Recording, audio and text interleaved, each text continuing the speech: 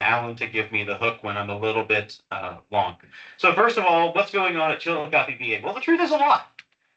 In terms of just, so I started a little less than 2 years. Matter of fact, it'll be 2 years ago on Sunday that I started this job. Since that time, we've opened up a number of beds. We've opened 2 new units, one of which is acute inpatient rehabilitation for veterans who are being discharged from the hospital, say after a long hospital stay or a complex orthopedic surgery. We opened our Serenity Square neighborhood, which is a first of its kind neighborhood in terms of nursing home units that align uh, mental health. So for those who have co-occurring physical debility and mental health challenges, that's a new unit that we're really excited about. We've actually just in the last week went from 5 beds on that unit to 7, which brings our total operating beds across mental health and physical rehabilitation up to 203. When I got here, we were operating in the mid 140s, I think. So we're doing very well there. We've added some new specialties just in the last year or so, including general surgery in partnership with the Columbus VA. We've added urology, which is a major need for many of our veterans, particularly those dealing with prostate concerns, and as well as dermatology. We actually now have a full-time dermatologist who's a veteran, came to us from Wright-Patterson Air Force Base. Um, don't hold that against him for those of you who are Army. So Dr. Galuli joined us there. Um, we also have a physician assistant who was civilian, but actually worked with Dr. Galuli at Wright Pat. And we've added to our podiatry cohort another provider. And the neat thing is, so our urologist we share with Columbus. So actually, he sees veterans in Chillicothe, and if they need to go to the OR in Columbus, they actually have a provider they know. And that's really, I think, important more and more to have relationships. We've expanded our capability in cardiology. We've hired another NP in cardiology. And the really cool thing is she's coming to Marietta. So actually lives in the Athens area. And so I think it's one day a month right now. She's coming to Marietta to offer a cardiology clinic at the Marietta CBOP. That's on top of the neurology, podiatry, chiropractic. Am I missing anything? Optometry. Goodness gracious, optometry that we offer at the Marietta Clinic. So we're making an effort to not just say, "Hey, I have an idea. Why don't you have a virtual visit?" Now, I love virtual visits. That's how I would get all my care if I could. That's not for everybody. So offering veterans, you'll hear the phrase a lot, choice. Bringing that service to the clinic here in Marietta, as well as to the main medical center in Chillicothe. Still have a very robust Veterans Choice program and community care program, where we can't meet veterans' needs in the Marietta or in our facility catchment area with VA care. So we still very much use that. Still very much want to connect people and, more to the point, coordinate that care. Because it's great if we send it out and then it happens in a vacuum. Real great care, in my mind, comes it's not just from episodic care. I had a great visit with the orthopedist, but my primary care doctor knows what happened with that orthopedist, and they know what I need from that so they can manage my care over the course of the time. And that's what Tracy and her team, Adam and his team in the primary care world and the clinic world do on a daily basis in Marietta, and what we're striving to do in everything at the Chillicothe VA. Other things we're doing, we are continuing to work on relationships and coordination around suicide prevention and homelessness. I'm very pleased to say I believe we met or exceeded our goal for housing homeless veterans across our catchment area. We're adding more and more offerings. I actually just learned from our mental health folks yesterday They're opening up two new, or the first rolling groups that we have. So those of you who are in the mental health sector know sometimes a group starts and then 2 days later you find a patient who would be great for that group, except it's already started and they have to wait. So we're starting rolling groups where people can get in and get support sooner rather than waiting for the next group to start, as long as they're open and amenable to group care. So we're trying that out. We're continuing to work and on improving and expanding our trauma track in our residential rehabilitation treatment.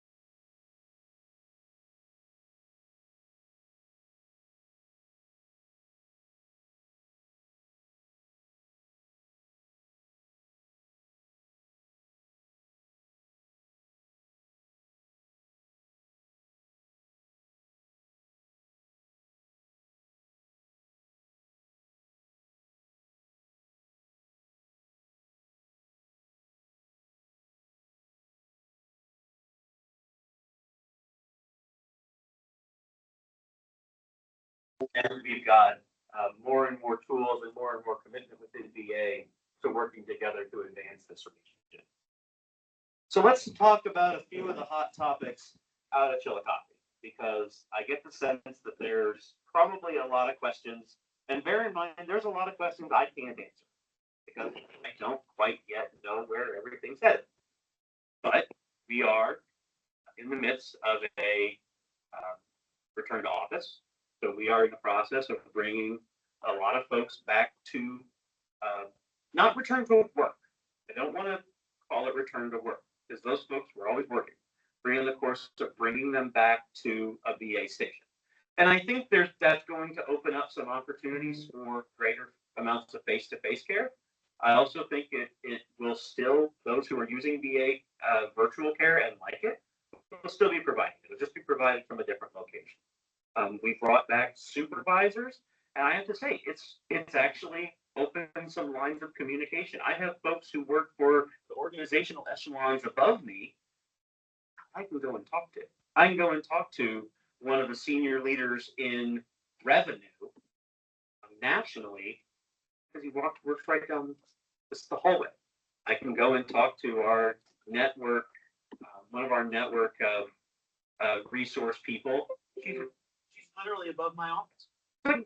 we have some opportunities there. It's opening doors, it's building bridges.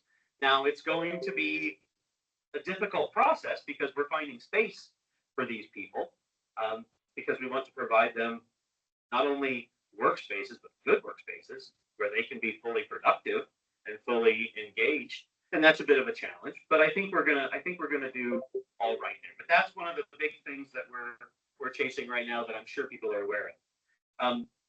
The other thing, and I'm just gonna, it's probably the hottest topic for veterans around Chillicothe, concerns our gym and pool.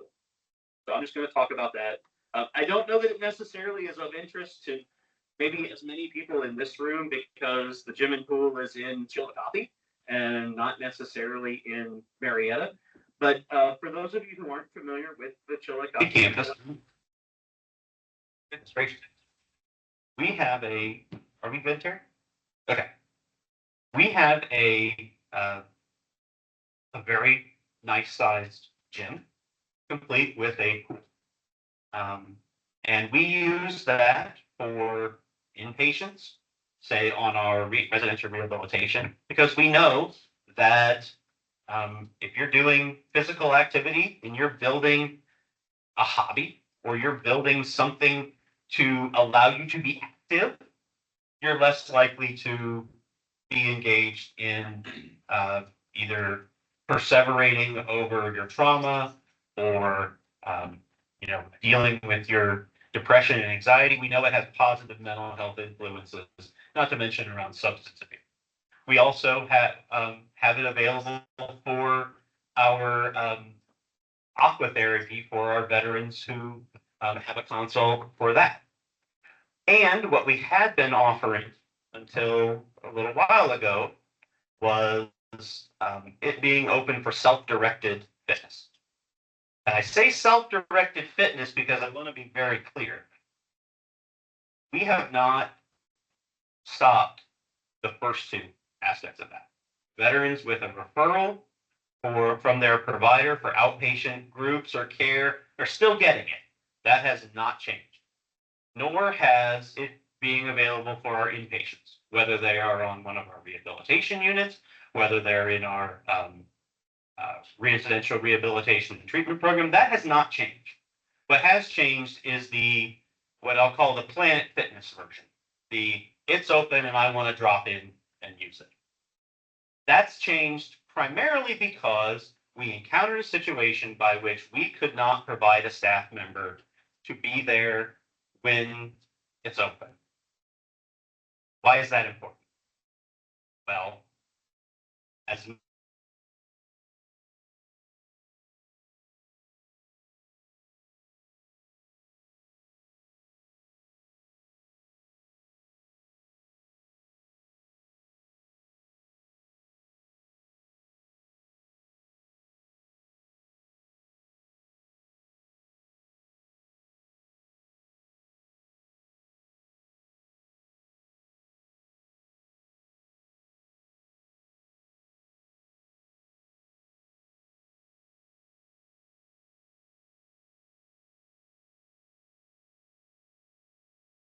understand the benefits it has for someone to be able to go and use our pool to swim laps or to walk on our treadmills, lift weights, potentially with other veterans. I get all that. At the end of the day, it's a decision around safety. And to the extent that I can offer that reliably, we'll reapproach reopening to that. I would also add, somebody at another stakeholders thing said, well, why don't you can we have a volunteer do it? I'm not going to put a volunteer in that position. I don't want one of our volunteers being put in a position of having to intervene when there's an issue like that. That is what we pay VA staff members very well to be available for. So to reiterate, veterans with a referral for aqua therapy or fitness, things like that are in a scheduled group, still happening. Inpatients, still happening. Self-directed fitness, and mind you, there are only 4 VAs nationwide that operate a gym and a pool the way we do. That is not happening. There are we could talk about all the reasons why it's a good thing, and I agree with every reason why it's good. Fundamentally, it's a matter of if I can't do the good safely, I don't want to be in the business until I can. Um, there are other things that are going on within big VA and within the federal government that are really outside of my scope to talk about. And I say that because those are national policy things, and I'm here on behalf of the Chillicothe VA. If you have questions, I'm happy to answer them. But as far as opining about large VA things, I'm not in a position to opine about them. But I'm happy to answer folks' questions when we get to that point. I think I'm going to turn it back over to Ellen, since I think I hit my 3 points, and I did it in such time that we're not all growing beards and having to shave again. Except for some of us who have beards, and they're magnificent. Thank you. Thank you all. Terry, I think that's notching your beard. I'm gonna go without this mic, if that's okay with everybody. Everybody can hear me in the back? Yep. Fantastic. It going in and out constantly is just crazy for me. Before we jump into anything else, I know Ken mentioned it briefly. I do want to introduce everybody to those that are in the room and online. And we'll start with those up here. We've already heard from our director, Ken Mortimer. To his right is Stephen Lupo. You'll be hearing from him in just a moment for Connected Care. Up on the stage, into the pretty lights where they love to be, Adam Jackson. Sitting next to Adam Jackson, Tracy Ford, Ashley McAfee, and Sarah Spikes. Again, Kim mentioned all these as well. And Ryan Jeter online, which we'll hear from in just a second. Julie Federici, also online, Chief Care Navigation for Community Care. Lindsay Jeffers, our Associate Chief of Rehab and Extended Care. Helen Neal, who is our Whole Health Program Manager. Jason Maringer Smith and/or Samantha Blevins for Suicide Prevention. George Fowler for Privacy, and Jamie Russell, the Chief of Voluntary Service. So want to get those introductions out of the way now. I know you can't see their face, but if you have questions or concerns regarding any of those, we do have folks online to be able to answer those. It's a nice way of saying who's Ken going to refer to when you ask him a question he doesn't know the answer to. Speaking of with questions, we ask that if you do have specific questions, please hold those to the end. We have built-in roundtable time of about 30 to 45 minutes to answer as many questions as we can. So if you can jot those down, if we're out at a time, we're not going to leave you hanging high and dry. There's business cards floating all over. Just reach out to you and we'll defer all of your questions to Karen specifically. So with that, I don't think I need to bring you back up unless you have more remarks. So we will jump into public affairs, which is me. I don't have a lot for you. I'm sure as much as you know, the climate we deal with right now, we're waiting for things from on high, right? So I do have some things that are happening locally for us. First, our 17th annual Veterans Appreciation Night is coming up Saturday, July 19th at the Chillicothe VA campus. I'll step out of the way so folks can take photos of that if needed. This is our big event every year. Last year we had, 8,000 roughly? 8,000 veterans, family members, community members attend this event. It is growing year by year by year. And with last year being our big centennial celebration, we thought we would ratchet things back down. It looks like we're probably not going to. So it looks like that's just going to become the new standard. So what can you expect there? Food trucks, kids activities, a whole bevy of informational booths. So if you have VA questions, that's the time to do it. It is free for our veterans and family members, and that is your rundown. So 5K begins at 9 o'clock. Historical tours as well beginning at 9 o'clock. Mace House tours for those of you that haven't seen that yet at 10 o'clock. Family activities from 11 to 6. Live music and food trucks from 12 to 5. Info booths 12 to 6.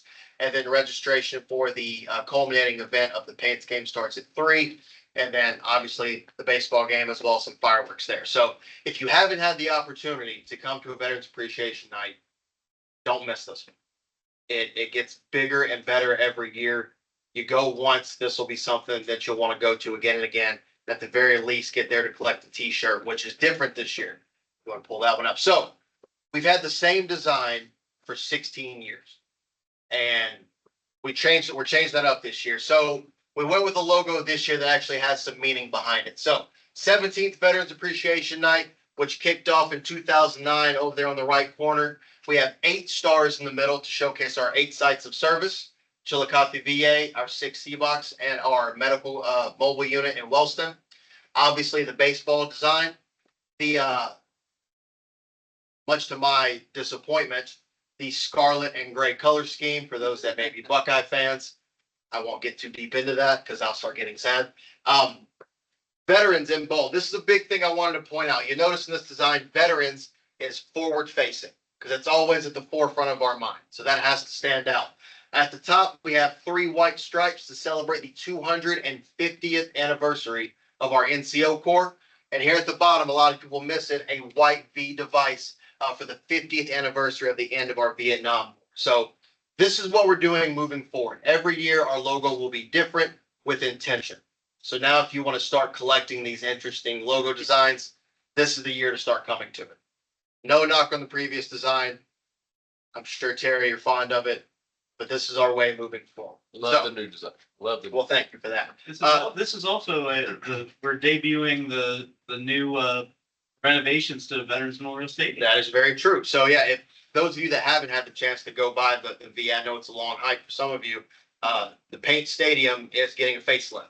And although I was told we're not allowed to share photos yet, right? Is that from They're Brandon? out now. They're out there. Okay. Yeah. So beautifully done new field. It looks really, really nice. So they will be playing on the new stadium, and they'll be donning these specific Chillicothe Paints jerseys that are only going to be worn for one night, and that's for the Memorial game. So, all right. Now let's talk about the More campaign.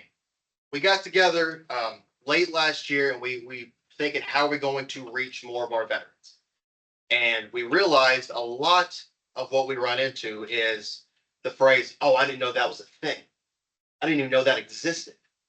So how do we fix that? Now, typically our outreach looks like going into the community and just talking to folks. That gets difficult in a 17 county-wide area. So we're looking more at video production. So what we're doing is we are looking at every single veteran-facing aspect of our campus and our C-Box. Everything from optometry to our VTech and everything in between is getting its own promotional video, commercial type awareness campaign. And we've got a couple of those to share with you. Terry, I'll let you do that one. If it lets.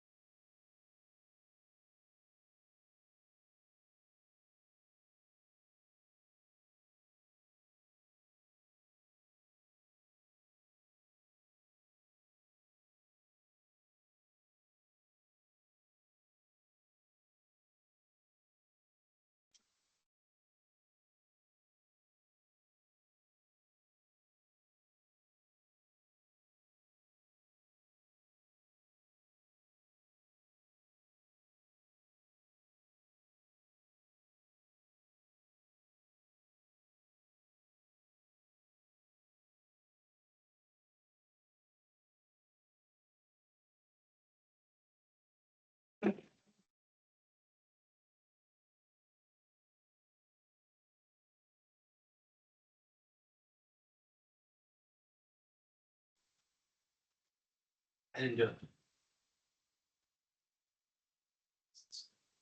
Setting up those like pill boxes and things like that. They also give veterans their antipsychotic injections in the home, which saves them from having to come into the facility. The nurse is managing that shot for them, making sure that they get it on time, and they don't even have to leave their home. Sometimes they will say, oh, I don't want to take a spot from somebody else who really needs it. I hear that real often. You deserve it just as much as the next person. Everyone is deserving of our service as long as you have that need and that mental health diagnosis. Try it. It's, if you don't like it, no big deal. Self-refer by calling me, or they can ask their provider to enter a consult through our electronic medical record. Either way.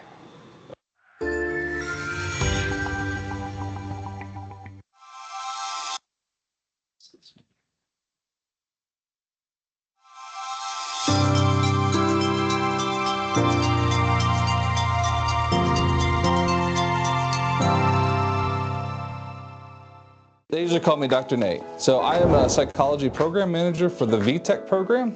So VTech is Veterans Transition and Empowerment Center. So it's a specialty mental health outpatient program for veterans with serious mental illness. The VA designates that as a veteran with a diagnosis of either schizophrenia or other psychosis, bipolar disorder, major depression, or severe PTSD. And the person's having trouble in a lot of different areas of functioning. So many of our veterans, especially before they come to a program like ours, are struggling with isolation. And so this is a supportive learning environment where the veterans really support, care for one another. It's almost like a family here. We always say we're not here to criticize, reject, ridicule, put anyone down. We're all here to help each other learn and to grow. And many of them have specifically stated if it wasn't for our program, they wouldn't be here. So one of our goals is to try to help people stay out of the hospital, get more integrated into the community, and have a better overall quality of life. For many of them, when they come in, they're usually anxious, nervous, which is to be expected. But once they get into some of our groups and start talking to one of the, some of the other veterans in the groups, we have a couple veterans that sort of take it upon themselves to sort of introduce themselves, make the new veterans feel comfortable, and then once they're in, it's like they're connected.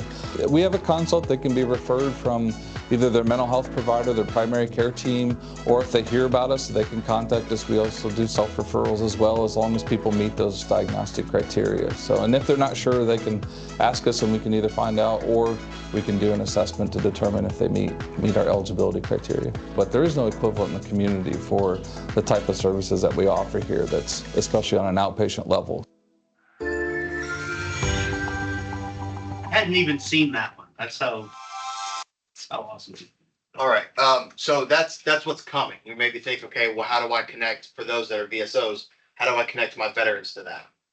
We have recently been awarded our own YouTube channel.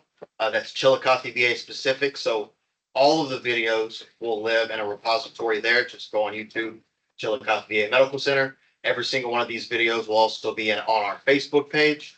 And the shorter ones will be on Instagram, but that's a little bit more difficult to scroll through and track back when you're looking for certain videos. So YouTube would be the way to go there.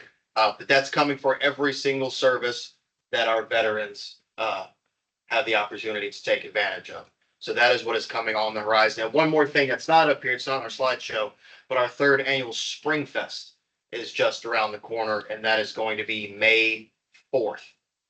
It is a Sunday, also at the Chillicothe VA campus. So if you have any interest in good food, good music, local bands, and a classic car show, that is the place to do it. Of course, there'll be plenty of information there as well, but under the support of our suicide prevention and mental health teams. So that's all I have as far as updates for public affairs. Joined next by Stephen Lupo for Connected Care. Thanks so much. I'm going to pass on the microphone. Hopefully you guys can all hear me in the back.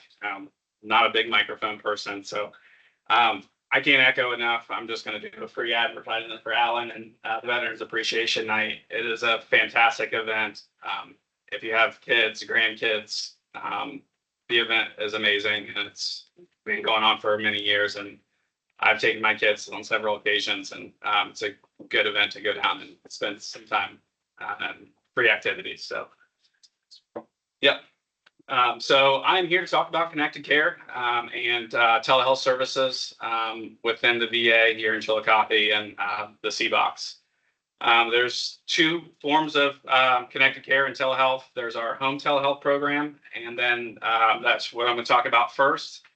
Kind of our mission statement and kind of our motto in Connected Care is doing the right care in the right place at the right time through telehealth communications and telehealth technologies. So the first part of that is home telehealth, and home telehealth is a short-term educational program to assist veterans in taking an active role in their health care. It's a collaborative effort between a bunch of different teams, between primary care, between telehealth, through pharmacy, through specialty care, and so forth, to improve veterans' healthcare and to improve veterans' diagnosis. So a little bit more into that, and kind of the thing that we pride ourselves on is helping veterans reduce their A1Cs, help reduce or lower their blood pressure, help with weight loss, help with anxiety management. That little device that you guys see there in the screen there is part of that process. The other part of that is connecting with our nurses that monitor those. So when you check your blood pressure, they get alerted on that, and then they monitor and ask you questions to help improve and lower blood pressure, weight, things like that. So you can do next slide there. That's our home telehealth program. It's very successful and an amazing program that offers a lot of resources to veterans and has a lot of great success stories. The second part to our service is telehealth services. We partner with a lot of different providers, either at Chillicothe, all the way from Chicago to Cleveland, Columbus, Dayton, and so forth. Part of our program is these three services here with tele-eye imaging. So we partner with optometry to take pictures of the back of the eye to look for various diseases. And then we send those pictures that we take off to a provider to view, and that helps optometry for a full dilated exam. With telesleep, we do home sleep studies. So our technicians issue and get your initial setup for veterans and get a home sleep device sent to you. You wear it overnight, and then you bring it back to us. We download it, and then we have a provider take a look at the sleep study to check for sleep apnea, see settings, stuff like that. Teledermatology, we partner with our dermatology providers from Detroit and Columbus, and now here in Chillicothe, since we have several providers, to take pictures of any condition that you might have or a veteran might have. And same concept as a tele-eye. We take images, send it off remotely. They view it, give a diagnosis and a treatment recommendation at times. And then that aids in face-to-face care if that's needed for the veteran. A couple of the initiatives that we're doing right here, actually in Cambridge and Marietta, with the next couple of slides, is we're part of a national pilot called TVIS. The VA, if you don't know, loves their acronyms. TVIS stands for Tele-Eye Virtual Exam System. It's actually that actual system right there. We're providing a full exam, eye exam for veterans using a remote provider. So patient comes into the Cambridge clinic. They will see our technicians. They'll take some pictures, some exam type things, and then they will remote in through a video device to talk to the provider, just like a regular face-to-face appointment. But the providers actually, they vary from Cleveland to Columbus. So we also do a lot of partnerships with our market sharing resources, like Mr. Mortimer talked about, with Columbus and Cleveland, Cincinnati, and so forth, for these various services: bariatric surgery, rheumatology, urology, vascular services, urgent care and emergency care.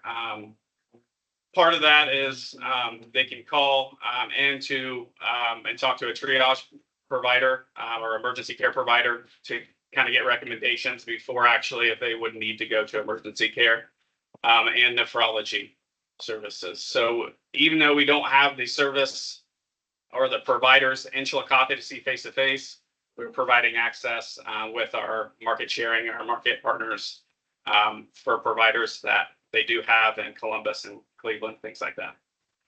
Another new initiative that we're doing is a complete audiology exam through a remote provider.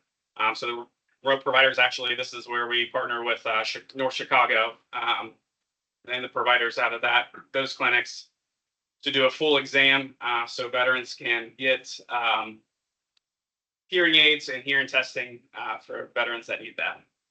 We started that program in Athens.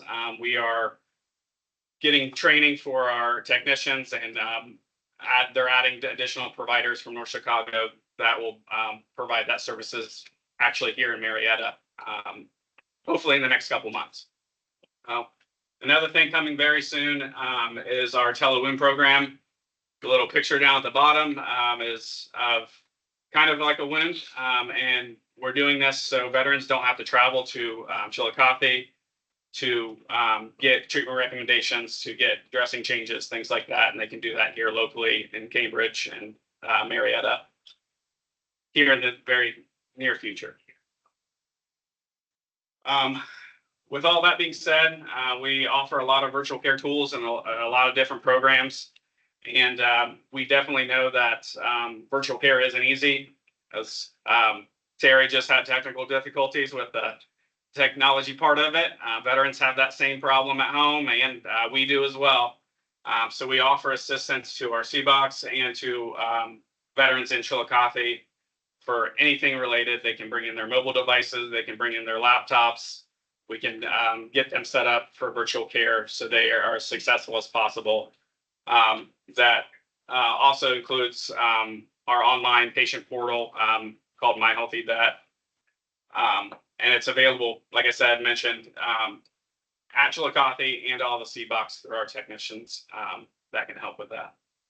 Stephen, before I let you off the hook, can you briefly touch on the sign-on changes for My Healthy Vet, those programs? Yeah, I sure can. So here recently, what Terry's talking about is our online portal went through a change for our sign-in partners. So VA partners with login.gov and ID.me to add us a layer of security for your patient portal, for the Veterans Patient Portal.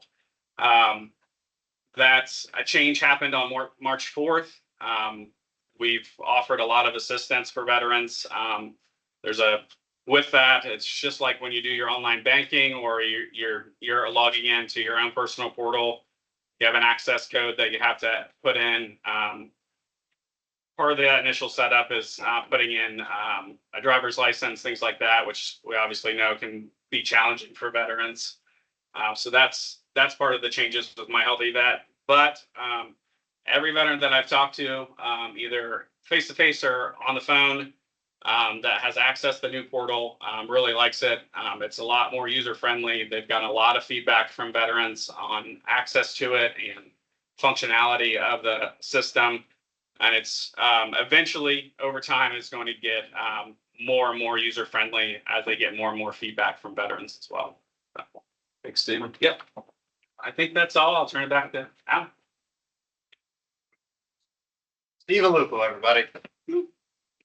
I got one move. I'll take one move. That's fine. Sorry, Stephen. I'll try. Hey, thanks. All right, we'll go ahead and press on capital program with Chief of Logistics. Engineering. Engineering.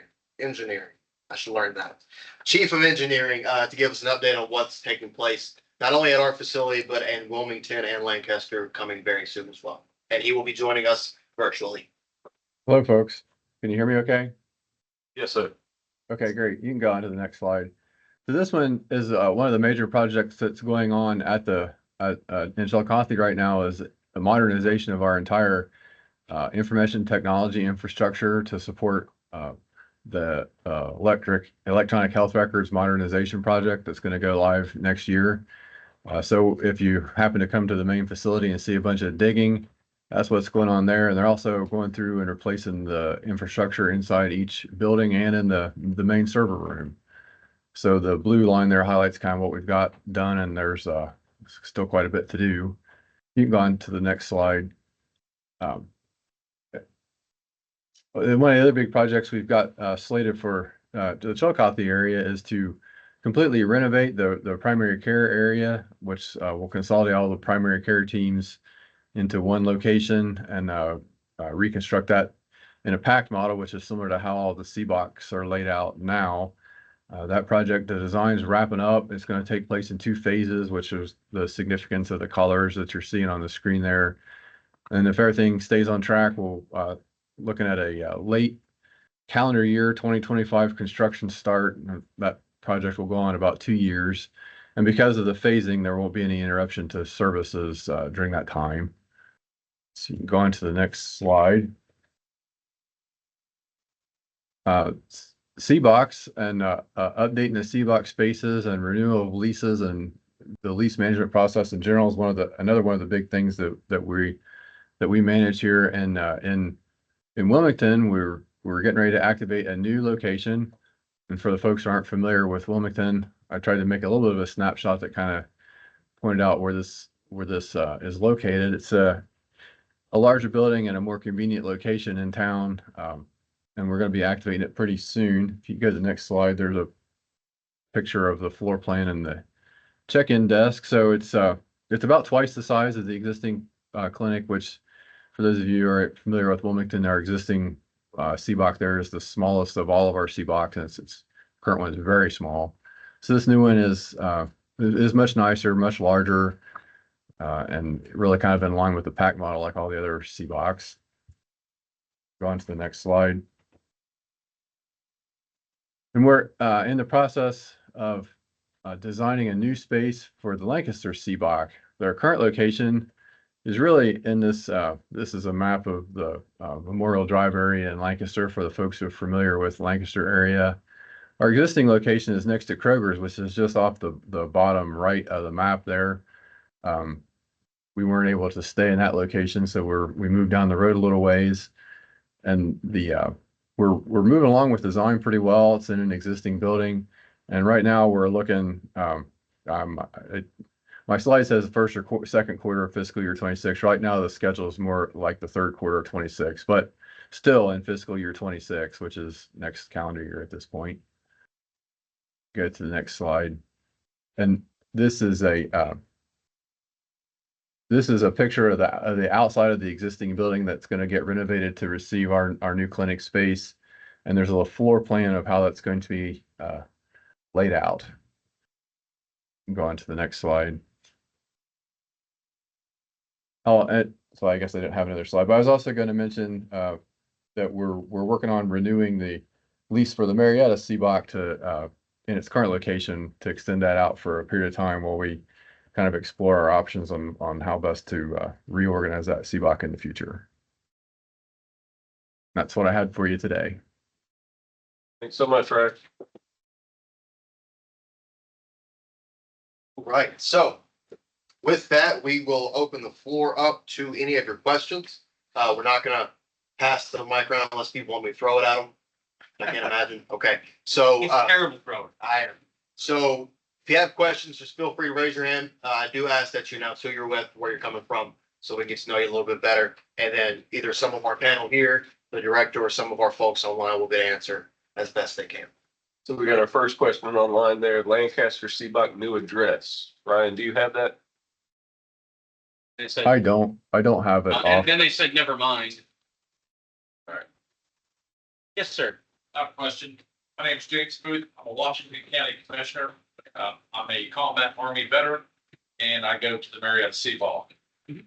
Fortunately, I'm pretty healthy, but I know a lot of veterans who are not, including those that I served in combat with, that suffer with PTSD and other ailments, so I appreciate the efforts. Some of the things we've done here in Washington County that's been done privately in conjunction with the VFW and the American Legion, the DAV, Marine Corps League, all the veterans organizations, is our Gold Star Park. I wanted to bring this up because I have someone who's near to me that I served in combat with, who suffers with that PTSD and saw some relief in some of those statues that were up there. So I would ask that we have future conversations of how we can expand that, because just that touch of letting go of that stress of losing your combat buddies and such. The words that were given to me was, in 20 years, I lost 6.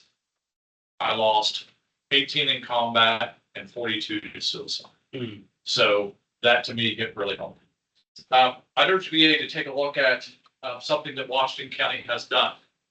Family and Children First has created a small booklet that has been categorized by different departments of contact numbers that they can go through. That's very easily given out. And then when folks say that they don't know about this, they can go to that category and have those list of phone numbers right there. And it's pocket sized, and I believe it was a great initiative. Family and Children First to do. Cindy Davis in Washington County organized that, and I think that'd be something great to give out to veterans. So no question on that. And I think we've done a fair amount of work. Ashley, I think we've got I know we got the new patient orientation. Look, I don't know if you have any of those with you. Have one. Ah. Have one book. So this is an example. We actually, oh, he's going to hand it. We actually do. And I think this is something that we actually offer it online too, is a new patient orientation where essentially veterans, and they can join from any of our clinics. I think they can even join via Microsoft Teams. And we do it once a month. I know because I speak at it. And we ask the same question. You know, we look at the same thing to say, you shouldn't have to know VA to use your VA benefits. And one of the things we do is we hand out that booklet that's got contact information. It's got explanations around eligibility. It's got facility maps. So you all are absolutely, I think, first of all, that sounds like an amazing initiative, especially if it's pocket sized. That thing's not exactly portable. But I know Alan just took himself a note. So that's definitely worth doing. I think Adam and Tracy also worked to develop kind of a one-page front and back that it's and I can remember what was the name of it? It was like a Save a trip. Save a trip. So here's a lot of the contact information so you can call rather than having to go to one of our locations to ask a question. And that's a page front and back, more for like the refrigerator or something. But I love that idea. I love that initiative. That sounds really, really cool. And I think all the Veteran Service Commission and all the veterans organizations will be able to hand that grade out Mhm. and give you that contact. And I have one other thing. Sure. Gene, you. Good.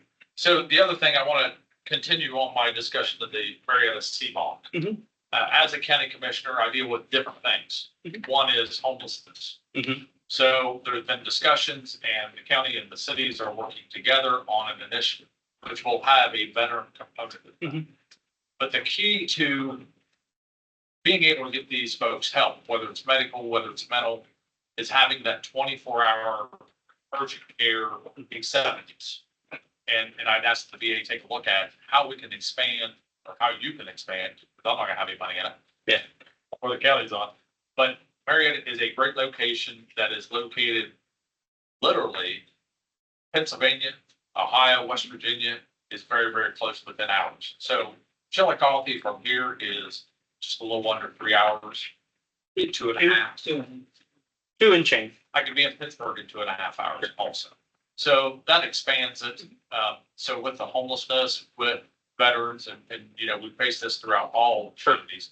And this isn't something that I'm asking the VA to consider, that we're not asking the mental health providers that here also. We're asking them to accept anyone that would be deemed, that would need addiction issues, that would need mental issues, that can accept those folks 24 hours a day. Sure. Or heaven forbid, there's a car accident or there's a cardiac event.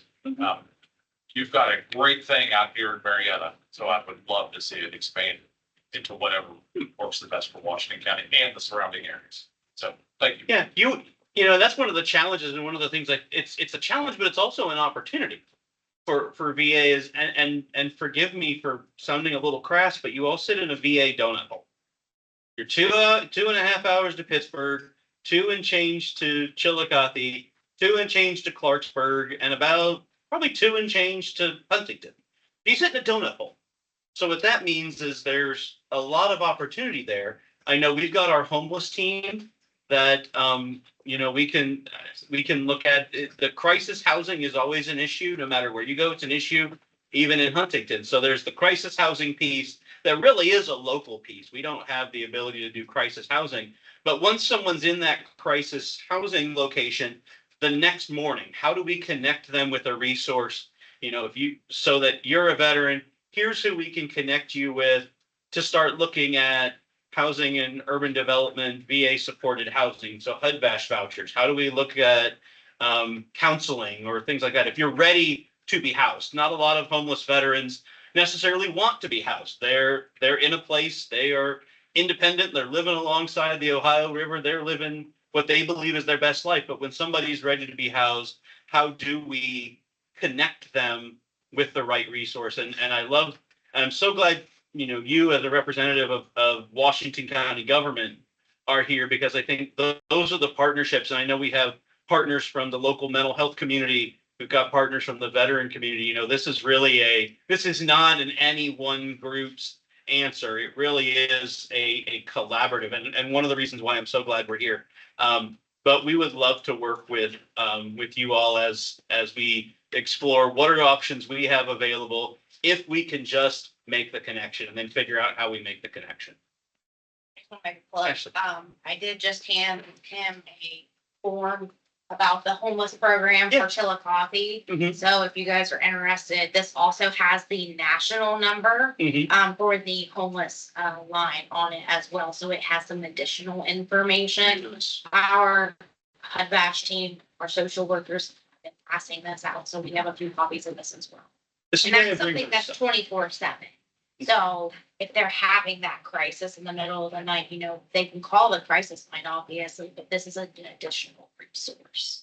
And our veterans do have the opportunity to go to local urgent cares, go to local ERs. If they're eligible for VA care, they just have to call the notification line. If they can't make it to a VA, there's a notification line. It's available on va.gov, and there is a 24-hour number that they can call. It's in the back of my head, and I will have to look it up and tell you here. That's why we need the book, Yeah. Hey, it's in the booklet that's in your hand. but this doesn't. But I know it doesn't fit in your pocket. So we've also. And it's hard to miss. It's hard to mislay. So to go back to new veteran orientation, we've started requesting those cards be made so you can just stick it in your pocket so you can see the phone number and how to access that information as well. So we've started kind of that easy to transport information process, just not the booklet. Thanks, Ashley. Yeah. Yes, sir. My name's Todd. I'm County Veteran Service Officer here in Washington County, and maybe we're out of date, but the most recent contact information we have for Chillicothe VA and C-Box is that little slip with the 1-800 number and then 5 options. And of course, operator. Is there anything updated? Because that is not working I have veterans drive in complaining about that system. One, Tracy, go ahead. so, but we can't get a hold of Marietta. Tracy, go ahead. So we now have a call center. Everything is routed to that call center. And when I do hear veterans not liking that, it's because they're not listening to the prompts. Once they listen to the prompts, they're like, oh, I did. okay. I did this with the veteran and we called that 800 number and it answered to somebody that said, oh, we don't work with Chillicothe after 3 o'clock. Yeah, I already took care of that. Did you? Done, yes. And she actually responded, I meant to talk to you. She responded back to me today. That is a different call center. It's the national call center. And they are addressing that. Natalie McCoy's taking care of all of that. Okay, good. So I brought this up to her. Yeah. you should not have been told you are there until 4:30. I know. You should be able to reach us there until 4:30. Yeah. So that is getting taken care of. Okay. But I do hear a lot of the veterans saying, I hate your call line. If they listen to the prompts, it will take them, but they're not listening to. Well, the 3 suicides and the HIPAA and all that There's a lot. required stuff, they kind of go to sleep before the options even come. And unfortunately, that is, that's a real problem and real challenge. The issue is, I think we have so many, for lack of a better term, there are so many things that impact veterans that create things like crisis, suicide, medical emergencies, military sexual trauma, and more are all things where we want to fast track. Yeah. And unfortunately what happens is when you have a call tree where you're trying to fast track so many things, the people who aren't driving in the high occupancy vehicle lane end up in a log jam until they finally see, okay, Chillicothe 1, Marietta 5 or something. Yeah, So that's not even. it's a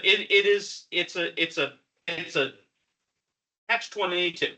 but I definitely don't want a veteran with military sexual trauma who is ready to seek help not being able to immediately get to a person. Absolutely. It's just that it's that catch-22. But I urge, the only thing I can urge with the telephone system is patience, because it does get you where you need to go. And Tracy's right. We also, as my former chief engineer, back in when I was at a different station, he used to say sometimes we have to inspire people to greatness, which means we need to yell at them until they decide to. Which I'm pretty sure Tracy didn't yell at people, but I don't think they're, remind them whether that's the issue is people that are in the Chillicothe network are phenomenal. Yep. And they get you where you need to do. And if you're at the wrong place, they'll get you where you need to be. Yep. It's getting to the Chillicothe management system. And some of that's a national, some of Yeah. that's driven, from on high, and we do the best we can. I understand. I was just kind of throwing it out there because that is a major issue. I understand, and it is not just an issue for you, it's an issue for many, and I'm not insensitive to it, because we have been trying to fix the phones for as long as I've been in meeting. One more question. Sure. Love it. Community Care Network. Yes. Is there a directive to try and educate some of the community care managers, for instance, to assist veterans that need aid in attendance? They are refusing or reluctant to fill out the request form for that. Say it's not their responsibility. I even have local doctors telling their patient to their face, I don't know why you're applying for this VA, because it never gets approved. I got a friend in the VA told me I'm not supposed to fill this form out, and yada, yada, yada. So I would like to just maybe enlighten them or train them, or have some kind of connection to develop an understanding of what they're doing or what we require. Yeah. Julie's online, sir. Julie, you wanna answer that, and then I'll amplify? I can look into that, specifically. I don't have it right in front of me here, but I will look into that. There is a lot of opportunity to educate our community partners, not just about sort of individual VA programs like aid and attendance, but also about working with veterans generally. One of the conversations, and it happened, I was at Adena Health System, which is our local Chillicothe hospital. We had sort of a 2-hour exchange. So one day I went over to Adena and met with the president of Adena Medical Center, and he took me around and showed me the things that, he thought I might want to know about as a VA leader. And then I returned the favor and took him over. And he said, Ken, it was amazing. You walked up to that veteran with a hat on and you seemed to know everything about him. It was because he was wearing a Vietnam hat, and, he had the campaign ribbons. And so, asking him, where did you serve? What was your MOS? And, making that relationship. He said, we wouldn't have known anything like that. I said, well, let's see. And I don't know if we've done it yet, but we're working on it, bringing what we call, oh my God, I'm blanking. Cultural awareness. No, well, the actual training. Tour of duty. Yeah. Tour of duty training to community providers so that they understand what is military culture. What did our veterans go through in terms of basic training or just terminology? Maybe, little things like, and I went through tour of duty and I had no idea that a 10 hut was actually two words. One was the, hey, get ready. One is the do. I wouldn't necessarily know that, but it helps. It helps you figure, if you're an outsider, to figure that sort of thing out, and then make that connection. So that's number one. I think we can do all we want with, here's why you should fill out a form, but more to the point of, how do you connect with that veteran? It's never going to be VA, because they don't do it every day, nor should it be a VA. That's why VA is VA. But it should be, what, if I have a Vietnam veteran here, I need to understand, hey, you know what? Welcome home means something more to them because they never got it. Now I'm more engaged with that patient. That patient feels something different than just, hello, Mr. Venom. How are you today? What's You're easy to pick on, that's fine. Yeah. Well, he's got his name on his shirt and I can read. It's a little bit harder for Darren. That's going to be Jamie Booth. But those are I think, so it's a twofold thing is, how do we build, and that's not hard. That's really just finding the way to make the connection, open the door and share with one another. I would love to do that, more of that engagement, from the VA to our community providers. If I'm paying a hospital millions of dollars, I'd like to be able to engage with them a little bit and talk to them about how can we make, when you're a veteran going here to Marietta Memorial or to Holzer or wherever else for Oblanus, how can we make that the best experience for a veteran when they walk in? Our community care folks, I think, can absolutely engage with some of our providers, even if it's just sharing information. Hey, here is aid and attendance. Here is what permanent total disability means. Here's what homemaker home health aid is. That's a little bit different. Unfortunately, I can't change hearts and minds, which is the other side of the problem. And Lord knows our community providers have lots of paperwork that they do, and they spend more time doing paperwork and phone calls than actual patient care. So anyway, We got Lindsay. I apologize. Hey, Lindsay, go ahead. Hey there, just wanted to share some information, actually very, very hot off the press. I just met on Friday with some leadership representatives through Ohio Health for the whole state of Ohio. And they were requesting a partnership with us, as well as it will also include partnership with our other Ohio VAs to help develop a veteran-specific site. So it would be in their intranet. So for Ohio Health employees, so that includes all of the Ohio Health, areas, which is a large footprint in Ohio. And what that site is going to entail is, really veteran specific information. Like you mentioned, what is an aid and attendance form? What are VA resources? What are some really good contact information? How do we get veterans eligible for care? And that's going to really help Ohio Health staff be educated on where to go and where to direct veterans that are in their care. So just want to let you know that's something we're going to start working on here very soon, and we're excited about that. That's great, and thank you, Lindsay. And if you have contacts at any of your local healthcare organizations that would like to partner in a similar way and take the same information or similar information, I'm sure our team would love to work with them. Adam.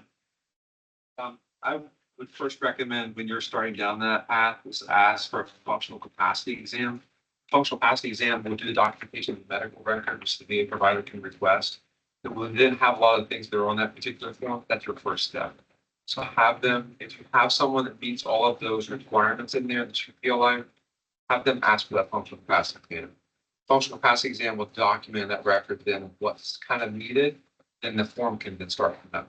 Okay. Does that make sense? So the VA can do the actual required form based on records from that. But we need the functional capacity exam, which What's in there? It's in his records, I'm sure. yeah, you can get that on the ROI. Well, it may not be. That's the thing, is if someone is just, This case I know. yeah, So, yeah. if someone's coming in for an exam, coming in for just a general wellness exam and say, here, fill this form out for me, the functional capacity exam is what the provider's going to need to do. Is what I'm hearing. Is that right, Adam?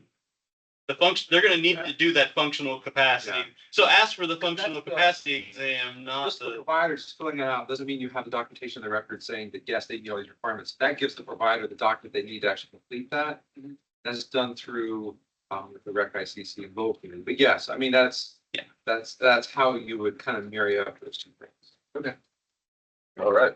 Gene. Oh, sorry. The Gene and then you. Okay, I actually have a few things to talk about. First thing is, being an old first sergeant and being with the combat unit, when we come back, my job is to make sure that my service members, females and males, we get out processed the right way. Mhm. The right way being that there's a system that the military has that they go through for out processing. The shortcoming of that out processing that I found was they don't push suicide awareness a bunch.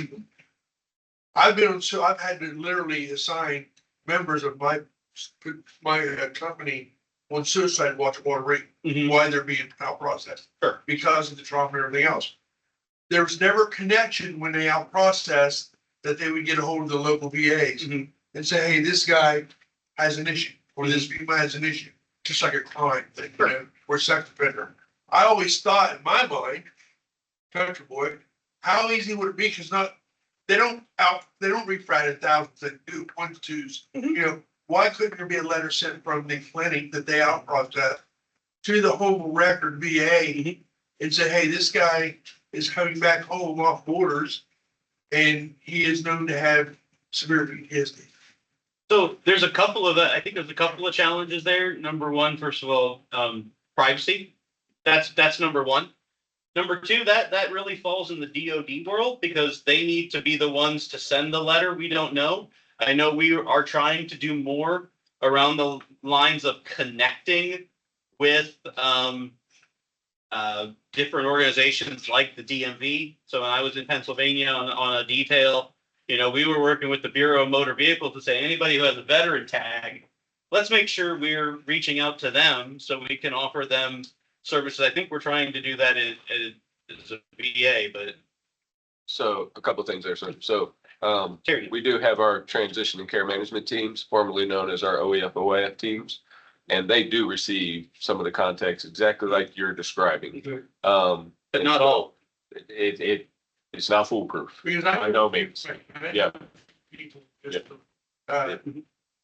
they get lost in the shuffle. As soon Yeah. as they leave the active component, Mhm. they go home. They're done. They're with their families and it don't hit them again for a couple of weeks. And then when they get settled in, they find out the wife's not the wife that she was when they left. As far as maybe she's had to take over your jobs and now, you Kids know, are different. the children are different. And that's when they start going back through this process. And then they end up one day going out there in the field and, you know, and blowing their brain. They never get that connection to the VA clinic or the VSO office to even get that shot to be, you know, and I always thought we gotta be able to put something in the system with all the technology we got. Those two entities have to link somewhere.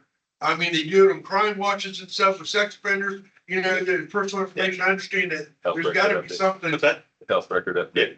Yeah, it is true. One thing that I think will help with that, and one of the big reasons we are embracing the Oracle Cerner health record is the idea of a unified health record, which is, so as you know, Defense Health Agency, all their units are now on the Cerner EHR. Oh, it's nightmare maps. It's a nightmare. I never said it was easy. I said it is what it is. But the idea of being able to then unify that record so that we can see your full, because if you come out and say, yeah, I had all this stuff happen, and we end up having to say, well, here, can you get me a copy of your C file? I mean, good Lord, good luck with that sometimes versus it's all there. Well, it's just something, you know, we all need to think of. It is, and I'm glad we're doing more of it than I thought we were. And you know, I know we as organizations go out to yellow ribbon events, post deployment events, things like that to try to engage with individual veterans to say, don't walk away before you do this. And the same way you do. And again, this is where it's that partnership. But I noticed if you don't get what's fresh in your mind, sure, get back to another. That's every veteran. They, you know, that's every person. So Alan, being a current military member, I think has some. Yeah, so we, like Ken said, we are getting out to our outreach teams. We're getting out to yellow ribbon events, transitional events. Not only that, but going directly to units themselves before retirement's even a thing, and planting that seed early, which is only a small piece of it. The bigger part is the follow-up. So our outreach coordinator, Tom, I've told him any contacts we make, we've got it scheduled to send a follow-up email a month after. Because once you get home, those situations do change, which we've seen. So having that extension of the hand, like, sure, the VA is there, but once you're there, for anybody that served in the military and gone through a transitional program, the last thing on your mind when you get back is sitting through. You're back to another VA. 3 or 4 days worth of transitional. That's what I said. I we lose. Yep, so that's exactly where you lose. So Okay, well, it's good to hear that's ongoing. So the second part is, and this is a plug to the Marietta CBOC. I love this is me. I love it already. This is me. So, and I don't like putting my information out, but I have it. They found a aortic aneurysm right on the top of my heart, where it goes into the valve. Yeah. And I've been doctored. Thanks to Dr. Bernelli from Marietta and him sending me to a cardiologist, they was able to find that. So fast forward. So I've been seeing this cardiologist in Marietta. So he wanted some tests done. He got the test. He prescribed me some medication. Well, somewhere in the loop, in within 30 days, because I literally had to keep calling back about this change in medication. It got swapped from the medication that he had originally written down to a different type of medication. So that concerned me. So I went back to the Marietta CPOC and told the nurse and stuff and talked to him. It really worried me, So I said, this isn't right. I said, this isn't the medication that he prescribed to me. And they're saying it is down in Chillicothe, blah, blah, blah. Long story short, Marietta got involved, pushed some buttons, done some extensive research, got it all figured out that it was a mistake on their part. But my point being is, I don't think the civilian facilities are talking to the VA facilities. I think there's a big disconnect there. And with me, that was a patient no-go right there. Because I was about ready to take a medication that could have really put me in, So if I wasn't smart enough to do that, of course, I'm a medic. If I wasn't smart to do that, there again, we would have had some veterans, SOL. So I know Adam is also intimately tied in with pharmacy, and Julie is our community care, our chief nurse for community care. You want to talk a little bit about how we prevent those things or try to prevent them? We do. One thing that will help us out of the new medical record is the way we receive the prescriptions from the private sector.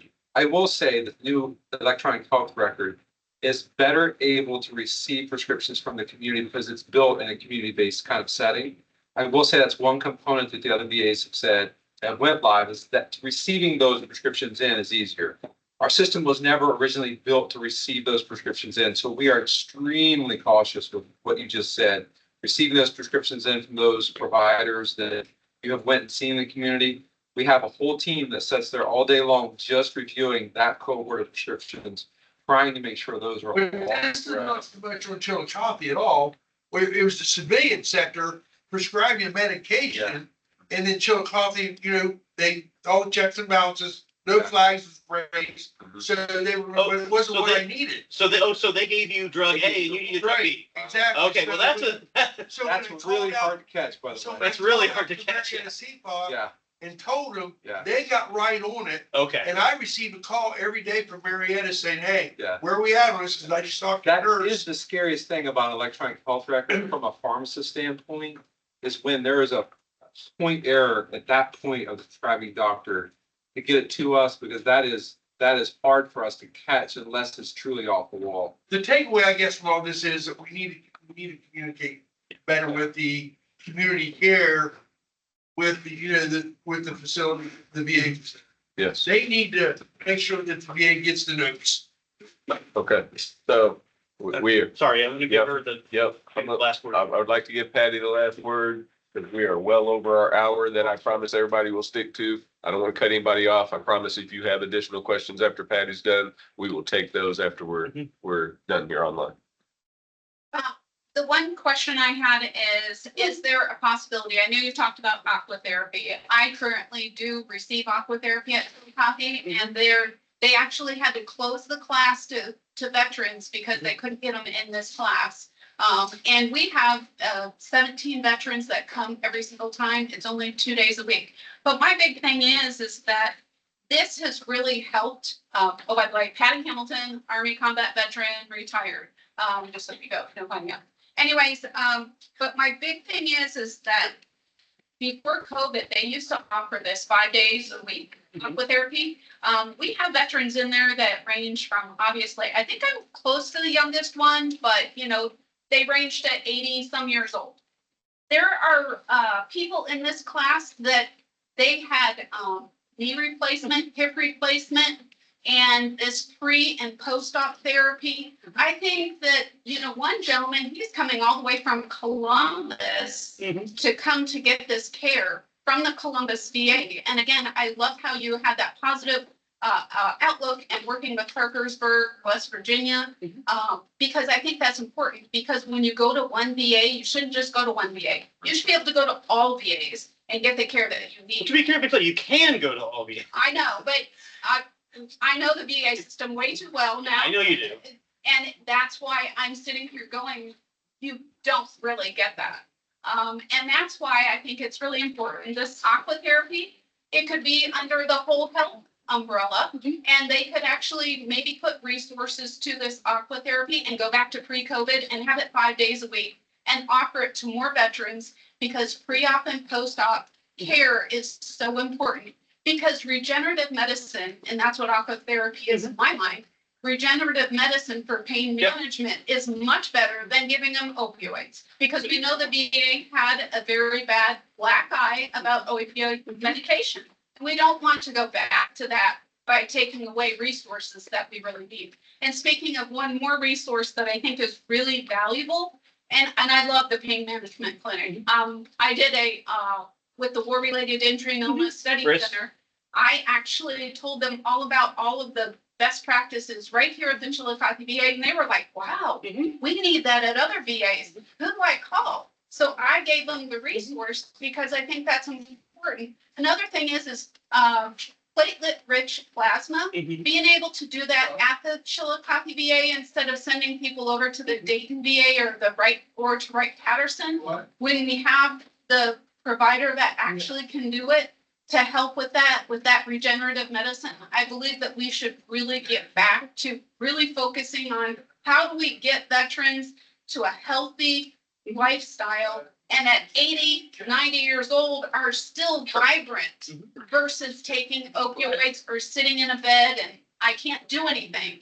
And I think aqua therapy and the pain management clinic really has done that. And I do thank you for your positivity and for, really looking at that and listening to us. So I couldn't agree with you more. I love the aqua therapy. I love the fact that we can do it.